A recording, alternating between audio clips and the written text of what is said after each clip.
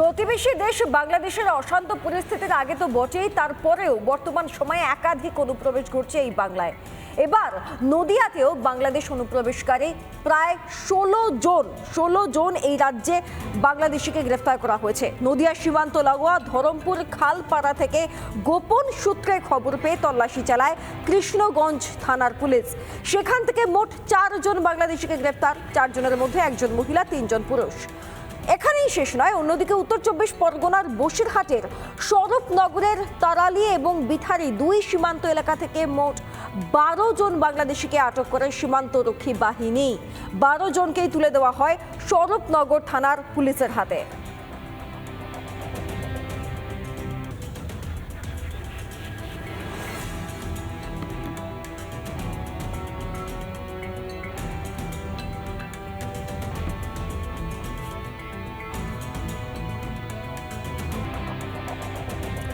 বাড়ি বানাতে চান তাহলে তৃণমূল কাউন্সিলরের কাছ থেকে নিতে হবে ইট, বালি, সিমেন্ট। যদি না নেন হবে না বাড়ি। অন্তত এমনটাই অভিযোগ নদিয়ার কৃষ্ণনগরে। সেখান থেকে অভিযোগ উঠছে যে লাগাতার দিনের পর দিন সিন্ডিকেটের রাত চলছে। পাল্টা তৃণমূল কাউন্সিলরের অভিযোগ অবৈধ নির্মাণ হচ্ছিল।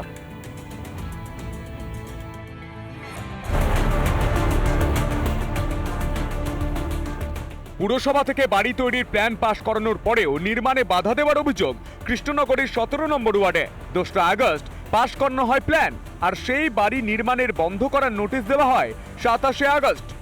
বাড়িটা দোতলা মানে শুরু করি, তারপর ওনারা অবজেকশন দেয়, পৌরসভার থেকে অবজেকশন আসে। 80 বস্তা সিমেন্ট নষ্ট হচ্ছে, রড বাধা রয়েছে ঢালাইয়ের ছাদে, সে রড নষ্ট হচ্ছে। কেন হঠাৎ নির্মাণ বন্ধ করার নোটিশ দেওয়া হলো জানতে চাইলে চেয়ারম্যান বলছেন কাউন্সিলরের কাছে যান, আর কাউন্সিলর বলছেন চেয়ারম্যানের কাছে যান। এত জায়গা ঘুরেও কোনো সদুত্তর না মেলার অভিযোগ।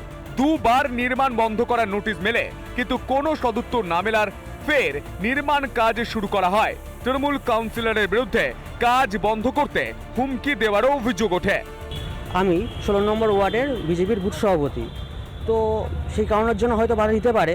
আবার যিনি কাউন্সিলর আছেন তিনি সিমেন্ট বালির ব্যবসা করেন, তো তার কাছ থেকে হয়তো মাল ম্যাটেরিয়ালস কিছু নেওয়া হয়নি বলে হয়তো আটকে দিতে পারেন। সিন্ডিকেট রাজ নাকি বিরোধী বলেই নির্মাণ কাজে বাধা, যদিও অবৈধ নির্মাণের অভিযোগ করছেন তৃণমূল কাউন্সিলর। এই যে অভিযোগটা করেছে অঞ্জনা দাস, এটা সম্পূর্ণ মিথ্যে অভিযোগ।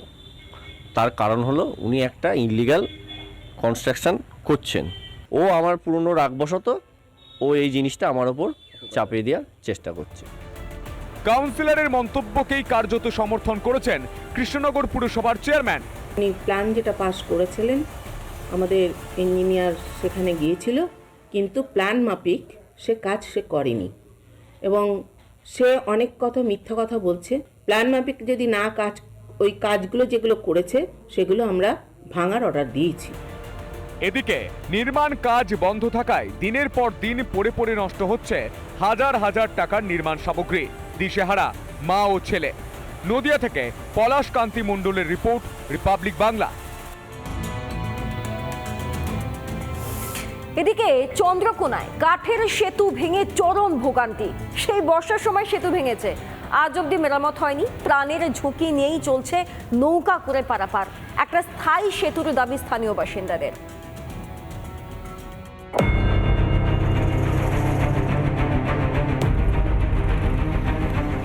চন্দ্রকোনার চৈতন্যপুরের শিলাবতী নদীর উপর কাঠের সেতু নির্মাণ করেছিল গ্রাম পঞ্চায়েত।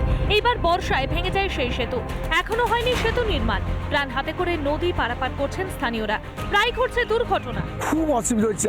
অসুবিধা মানে আরও তো মানে একটু বর্ষাকালে আমরা প্রচণ্ড ক্ষয়ক্ষতি করেছি। আমাদের গাড়ির প্রতি বিরাট অত্যাচার হয়েছে, কারণ গাড়িতে যখন নৌকায় এসে আমাদের উঠতে মোটরসাইকেল ডুবে নিয়ে, তাতে আমাদের কিছু মানুষের পা ভেঙেছে, কিছু মানুষের ক্ষয়ক্ষতি হয়েছে। আর অন্য রাস্তা এখন 5 কিলোমিটার ঘুরতে হবে, 5-7 কিলোমিটার। এখন তো চাষের মৌসুম, তাহলে তো অনেকটা অসুবিধা হয় আমাদের। অসুবিধা তো বটেই। এই যে আলু বীজ, সার সবই পার করাতে হচ্ছে নৌকো দিয়ে, এক বস্তা করে। এই বছর বন্যার ফলে নদীতে জল ছিল, ওই জন্য আমরা রিপেয়ারিং করতে পারিনি। এবারে জলও কমে গেছে এবং ভোটটাও মিটে গেছে। আমরা দ্রুত এই যে কাঠের বীজটি মেরামত করে দেবো। দীর্ঘ দীর্ঘদিন ধরে আবেদন করেও মেলেনি পাকা সেতু। পুজোর জন্য এবং রাস্তার 4.5 কিলোমিটার রাস্তার জন্য আমরা 1980 সাল থেকে চেষ্টা করে যাচ্ছি, কিন্তু 3বার এবার গভর্নমেন্ট থেকে এস্টিমেট হয়েছে ব্রিজের জন্য, কিন্তু আজ পর্যন্ত কিছু অগ্রগতি হয়নি। ওই চিঠি চালাচালি হয়েছে বাস।